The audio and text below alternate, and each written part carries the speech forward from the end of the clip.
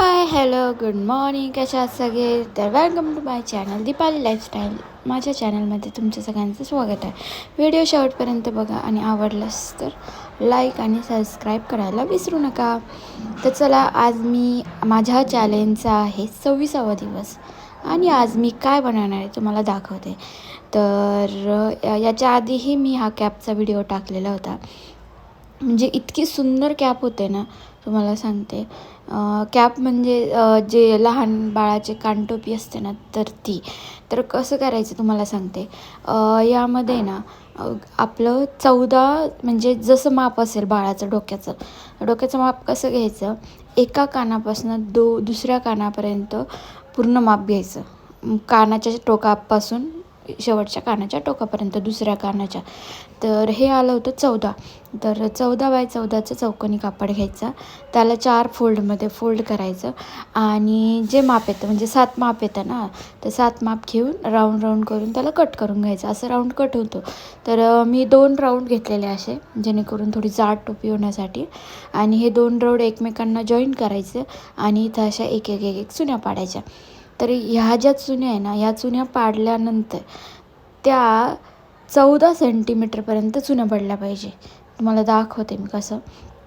हे बघा, अशा माप घेऊन घ्यायचं. 14 इंचापर्यंत झाल्या का मग तिथे स्टॉप करून द्यायचं. मग अशा चुन्या होतात. आणि त्यानंतर ना बाळाचं डोक्याचं माप घ्यायचं, म्हणजे कपाळापासून तर मागच्या मागेपर्यंत तिथपर्यंत माप घ्यायचं.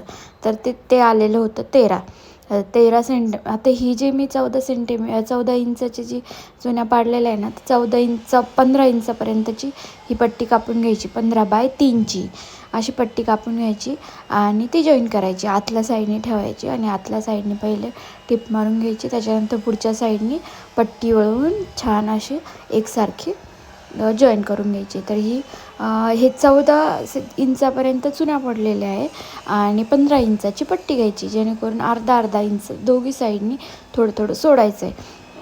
आणि त्यानंतर आहे ना जे म्हणजे बाळाच्या डोक्याचं माप घ्यायचं. तर कपाळापासून मागे माथ्यापर्यंत म्हणजे गोल असं राऊंड मागच्या साईडनी माप घ्यायचं. तर ते 13 सेंटीमीटर आलेलं होतं. मग ते 13 सेंटीमीटर माप घेऊन ते जे उरलेलं बाजू असते ती कट करून घ्यायची. चला, तुम्हाला दाखवते मी व्हिडिओ. पहिली ही पट्टी कशी लावायची हे बघा, अशा पद्धतीने ही पट्टी लावायची. तर अशा पद्धतीने वरच्या साईडने वळून घ्यायची आणि ही पट्टी अशी लावून घ्यायची. तर चला, तुम्हाला दाखवते मी पूर्ण व्हिडिओ शूट केलेला आहे, जेणेकरून मी कटिंग कशी केलेली आहे आणि स्टिचिंग कशी केलेली आहे तो पूर्ण व्हिडिओ आहे. आणि याच्या आधी पण मी टोपी बनवलेली आहे, कानटोपी, तो पण व्हिडिओ टाकलेला आहे. याच्यात नसेल कळालं तर तुम्ही त्याच्यातही बघू शकतात. आणि खरंच खूप छान होते आणि सगळ्यात इम्पॉर्टंट माप घेऊन एकदम परफेक्ट डोक्यात बसते. म्हणजे कसंही डोक्याचं माप असू द्या, तुम्ही प्रॉपर माप घेऊन जर टोपी बनवली तर परफेक्ट बसते. कारण मी खूप व्हिडिओ बघितले तर त्याच्यामध्ये असं माप घेऊन कोणीच नाही सांगितलेले आहे. सगळे अशा अंदाजेच 1 वर्षाच्या 2 वर्षाच्या बाळासाठी अशी टोपी तशी अंदाजेच घेतात. तर चला, आता तुम्हाला ही अशी टोपी झाली ना तर काय करायचं, गोल माप घ्यायचं. असंच पुढे म्हणजे कपाळापासून शेवटपर्यंत खाली माप घ्यायचं बाळाचं डोक्याचं. आणि ते 13 आलेलं आहे ना, मग इथं मी 13 याच्यावर माप घेऊन घेतलं आहे बघा, 13. आणि तिथून ते जे उरलेलं कापड आहे ते कट करून घ्यायचं आहे बघा. अशा पद्धतीने ड्रॉ करून घ्यायचं आणि तेवढं कट करून घ्यायचं. चला, तुम्हाला दाखवते मी. आणि तिथे कट केल्यानंतर तिथे एक पट्टी लावायची. तर जी पट्टी लावणार आहे तर ती पट्टी एक म्हणजे जेवढं तुम्हाला बाळाला पुढे याच्यासाठी घ्यायचं आहे.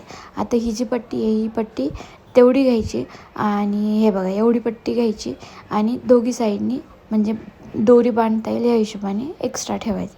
तर अशा पद्धतीने हे तुम्हाला सांगते, अशा पद्धतीने ही पट्टी लावून घ्यायची.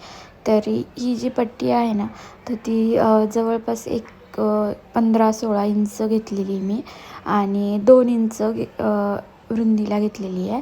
लांबीला 15-16 इंच घेतलेली. तर जसं तुम्हाला नाडी लागेल बांधण्यासाठी तेवढं घ्यायचं. पण परफेक्ट इथपर्यंत येते ना, त्याच्यामुळे ना नाडी छोटी जरी असली ना तरी परफेक्ट बसते. तर अशा पद्धतीने त्याला अटॅच करून घ्यायची ही पट्टी आणि या पट्टीसोबतच नाडी पण अटॅच करायची, जेणेकरून एकदम परफेक्ट असं हे बाळाची जी कानटोपी आहे ना ती शिवली जाते. तर मी ही कानटोपी शिवली ना, मला एवढ्या जणांनी सांगितलं माझ्यासाठी पण शिव, म्हणजे खूप जणांना ही टोपी आवडली. आणि प्रॉपर कॉटनची. आता मी ना ही पहिले ट्रायल करून बघितलेली होती ही टोपी. याच्यानंतरच्या ज्या टोप्या शिवल्या त्याचा पण व्हिडिओ ऑलरेडी मी पोस्ट केलेला आहे यूट्यूबला, तुम्ही जाऊन बघू शकता.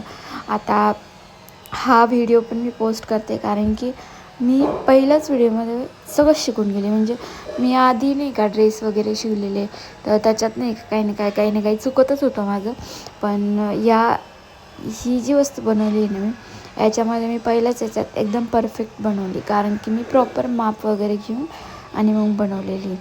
तर याच्यामध्ये मला व्हिडिओ नाही टाकता आला टोपी घालतानाचा, पण याच्यानंतर मी अजून 2 टोप्या बनवल्या, त्याचा व्हिडिओ मी ऑलरेडी पोस्ट केलेला आहे. तर ह्या पण टोपीचा व्हिडिओ मी काढलेला होता, म्हटलं हा पण टाकून देऊया, कारण की परत एकदा सगळ्यांना कळेल.